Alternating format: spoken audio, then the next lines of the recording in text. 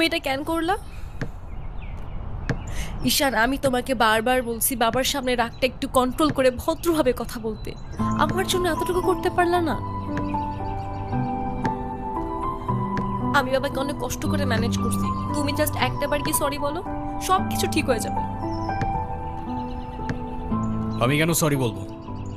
উল্টা তোমার বাবাকে বলো আমাকে এসে সরি বলতে। ঈশান, ফল্ট তোমারও ছিল, তুমি বাবার সাথে শাউট করছো। আর একটা সরি বলে যদি সবকিছু ঠিক হয়ে যায়, কেন সরি বলবা না? কারণ আমি সরি বলি না, আর বলবো না, বলছি তো বলবো না, ব্যাস। তোমার ইগোর জন্য না তোমাকে কিছু বলতেও আমি ভয় পাই।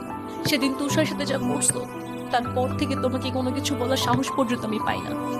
এরকম চলতে থাকলে দেখবে একদিন আমিই চলে যাব। তো যাও না, তোমাদের আর কেউ আটকায় রাখে নাই।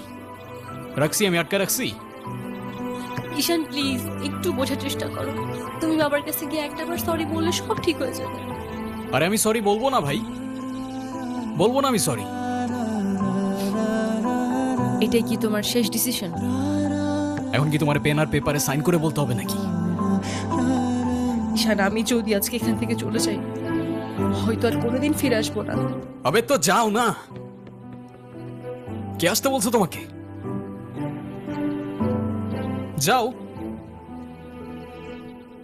কেউ বুঝেনি আমায়, কেউ খুঁজেনি আমায়, নীরবে হারিয়ে যাই সবার ভিড়ে। কেউ জানতে চায় না আমি কেমন আছি, মনে যে পড়ে রইল সেই স্মৃতির মাঝে। কেউ দেখেনি আমায়, কেউ রাখেনি মনে, আমি একলা হেঁটে যাই অজানা পথে।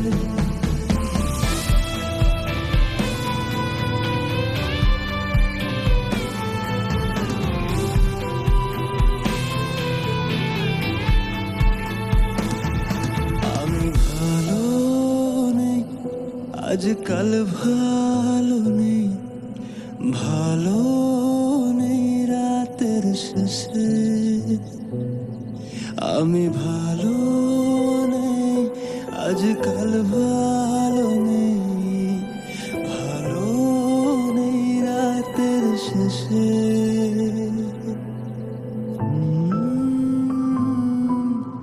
রা রা রা রা, রা রা রা রা।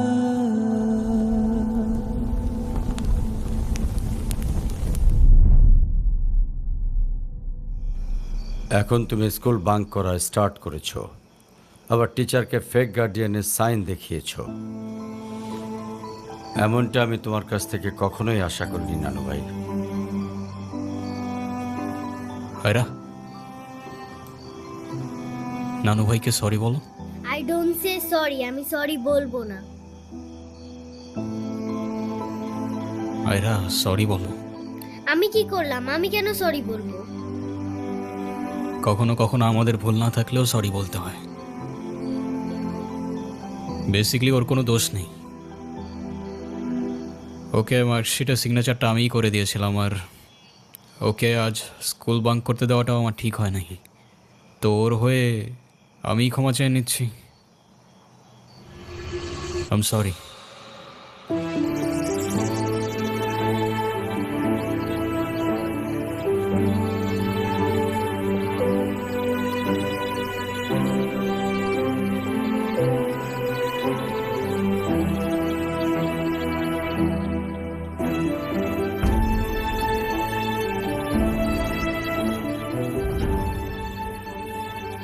অনুর কি হয়েছে স্যার?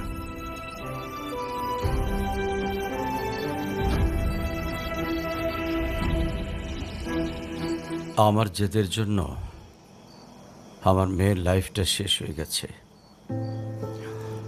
অনু আমাকে অনেক বোঝানোর চেষ্টা করেছিল, আমি বুঝিনি। ভেবেছিলাম আমি যে ছেলেকে চুজ করব সেই হবে ওর জন্য বেস্ট। চাকরি, সরকারি চাকরিজীবী দেখে ভেবেছিলাম মেয়ের লাইফটা অ্যাটলিস্ট সিকিউর থাকবে, এটা ভাবিনি। ভালো চাকরি থাকলেই ভালো মানুষ হয় না। বিয়ের পরপরই আমার মেয়ের উপরে অমানসিক অত্যাচার শুরু করে।